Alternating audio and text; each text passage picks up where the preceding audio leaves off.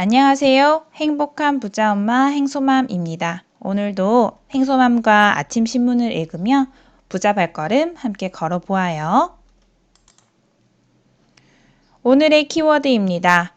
임대차 3법 중 2개 법안 수술대 위. 미국 기준금리 0.75% 인상. 수도권 아파트 미분양 사례 증가. 첫 번째 키워드입니다. 임대차 3법 중 2개 법안 수술대 위. 2020년 임대차 시장 안정을 위해서 시행되었던 임대차 3법 알고 계시나요? 계약갱신 청구권, 전월세 상한제, 그리고 전월세 신고제 이렇게 3개의 법안으로 만들어졌었는데요. 이 3개의 법안이 지난 2년간 부정적인 평가를 많이 받았습니다. 첫 번째로 전월세 시장을 아주 불안정하게 했을 뿐만 아니라 아파트값 상승을 자극했다는 평가를 받고 있는데요. 이에 국토부와 법무부에서 각각 공동팀장을 맡아 주택임대차 제대 개선 TF를 발족했다고 합니다. 앞으로 매월 1회씩 정기회의를 통해서 이 법안들을 정상화한다고 하는데요. 임대차 3법 3개의 법안 중에 계약갱신 청구권 그리고 전월세 상한제 이 2개의 법안을 손질한다고 합니다. 우선 2020년에 시행된 임대차 3법으로 2022년 지금까지 한 바퀴는 돌았습니다. 그러니 한 바퀴 돈 이 상황 속에서 시장의 충격을 좀 줄이면서 그러면서 동시에 시장의 흐름에 맡기는 방안을 고심할 듯한데요. 법안을 좀 더 창의적으로 획기적으로 만드실 거라 예상합니다. 그래서 저는 조심스럽게 법안 이전으로 돌아가되 그래도 임대차 시장을 안정시키기 위해서 임차를 싸게 놔주면 세금을 줄여주는 착한 임대인 제도처럼 가지 않을까라는 생각은 하지만 조금 더 기다려 보도록 하겠습니다. 두 번째 키워드입니다. 미국 기준금리 0.75% 인상함. 이번 7월에는요, 연준 의원 모두가 찬성했다고 합니다. 지난 6월은 한 명 빼고는 다 찬성했고 한 명만 반대표를 던졌었는데요. 이번에 모두 찬성한 이유는 바로 인플레이션에 대한 경계심 때문이라고 합니다. 최근 소비 물가는 조금 줄어들었는데 일자리 증가세는 강세고 실업률은 낮은 수준이기 때문에 아직 멈출 경기 침체는 아니라고 판단을 한 거죠. 하지만 세계 정세상 전쟁과 에너지 부족 문제로 인해서 에너지 식품 가격의 상승은 지속될 것 같습니다. 그래서 물가 상승이 계속될 가능성은 여전히 있지요.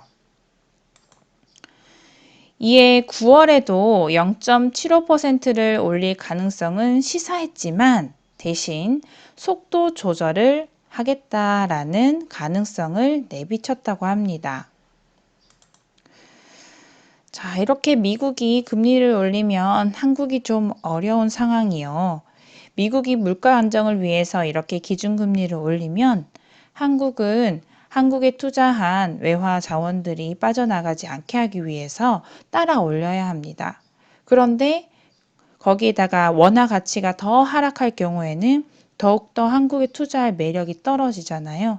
그래서 금리를 올리는 것으로 좀 더 매력을 높이려고 하는데 그렇게 된다면 한국의 금리 인상폭은 더 커져야 하거든요. 만약 현재에서 기준금리가 또 1.4% 증가하게 되면 가계대출 금리는 평균 1.65%가 상승한다고 합니다. 해서 앞으로는 계획적인 대출 활용을 해야겠다라는 생각을 했습니다. 하지만 계획적인 대출을 활용한다고 해서 대출을 활용하지 않는다는 건 아닙니다. 여윳돈을 마련하고 우리 가정 형편이 흔들리지 않게끔 계획적인 대출 활용을 통해서 투자는 지속하되, 하지만 적극적으로 이렇게 뛰어들 상황은 아니기 때문에 지금 우리가 멈춰 있을 것이 아니라 좋은 물건에 대한, 좋은 지역에 대한 공부를 끊임없이 하며 준비할 때라고 생각합니다. 그래서 행소맘은 매월 한 번씩 좋은 지역, 그러니 지금 당장 투자하기 좋은 지역뿐만 아니라 미래의 먹거리라고 하지요. 앞으로도 투자하기 좋은 지역이 될 곳들을 미리 공부를 하고 있는데요. 혹시 관심 있으신 분은 블로그를 통해서 우리 함께 공부해 보도록 해요. 세 번째 키워드입니다. 수도권 아파트 청약 미계약 사례가 증가하다. 신문에서는 지금 현재 서울 수도권에 아파트 미계약 사례가 점차 증가하고 있다라는 제목의 기사가 있었습니다. 서울은 지난해 상반기에는 99가구가 미계약이었지만 올 상반기는 781가구가 미계약이 했다고 했고요.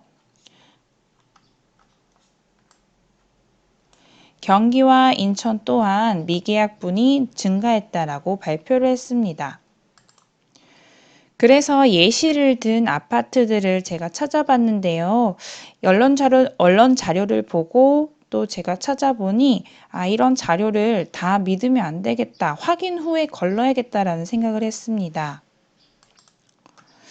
언론 자료의 예시로는 강북구에 있는 미아동과 수유동의 아파트를 들었는데요. 현재 기준으로 7.24대 1로 다 팔렸고요. 그래도 경기 성남시에 있는 물건에 대해서는 사실이더라고요. 자, 여기에 나와 있는 이안모렌 센트럴파크는 성남 외곽 지역에 지어진 것이고 35제곱이 분양가가 5억이었다고 합니다. 그래서 평수에 비해서 그 분양가가 굉장히 비쌌고 입지도 좋지 않았기 때문에 이건 사실이었구나라는 걸 확인할 수 있었지요.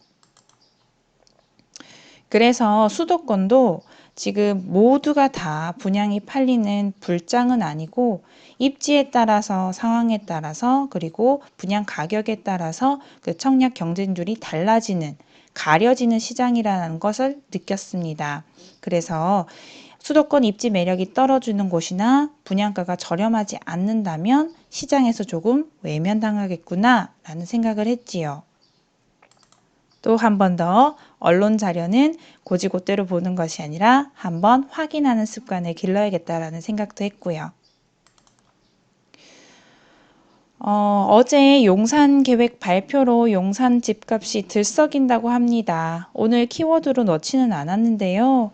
강남에서도 그리고 전국에서도 용산 부동산에 대한 문의가 굉장히 많아지고 용산에서 매물도 많이 줄어들었다고 하네요. 항상 강남에 항상 눌려 있었던 용산이었습니다. 금싸라기 땅인 만큼 좀 가치 있게 잘 개발되었으면 하는 마음과 함께요. 이슈가 와서 뒤따라 사는 사람이 아닌 그 가치를 미리 알고 준비하는 사람이 결국 투자에 있어서 승리하지 않을까라는 생각을 했었습니다. 오늘도 여러분 또한 저와 함께 기회를 잡을 수 있는 눈을 기르기 위해 열심히 공부하는 하루가 되시길 바랍니다. 오늘도 힘!